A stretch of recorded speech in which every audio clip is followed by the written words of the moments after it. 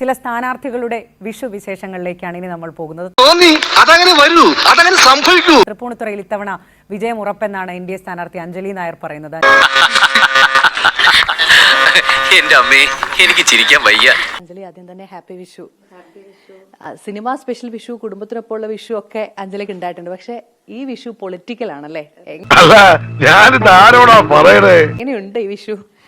ഈ വിഷു വളരെ വേറിട്ടൊരു അനുഭവമാണ്.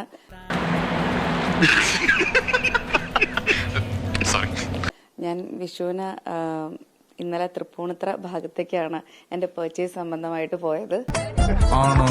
4-ാം തീയതി എന്താകും റിസൾട്ട് എന്ന് പോലും അറിയാതെ അവരേറെ സന്തോഷിക്കുകയാണ്, ആനന്ദിക്കുകയാണ്. അത് കാണാൻ പറ്റി. സ്വന്തം ഇഷ്ടത്തിന് തട്ടിവിടുന്ന പറയൂ. കണി വെക്കുമ്പോ സാധാരണ ചക്ക വെക്കുന്നത് സ്വാഭാവികമാണ്. പക്ഷെ അഞ്ജലിക്ക് ഇത്തവണ അത് വെക്കുമ്പോ മനസ്സിലൊരു അല്ലേ? തീർച്ചയായിട്ടും അത് നാടക നടിയെ കലാനിലയത്തിൽ ഉണ്ണിയാർച്ചയായിട്ട് അഭിനയിച്ചിട്ടുള്ള അഞ്ജലി നേരത്തെ പറഞ്ഞത് ചക്ക മുറിച്ചാൽ താമരയാണ്, താമര ചക്കയാണെന്നൊക്കെ പറഞ്ഞത് ഒരു കുറച്ച് ട്രോളുമായി. അഞ്ജലി അതിനൊക്കെ വളരെ മനസാന്നിധ്യത്തോടെ നേരിട്ടു അല്ലേ? തീർച്ചയായിട്ടും കണ്ണീര് തുടച്ചിട്ട് കുറച്ചുകൂടി വിശ്വസിക്കാൻ തോന്നുന്നു.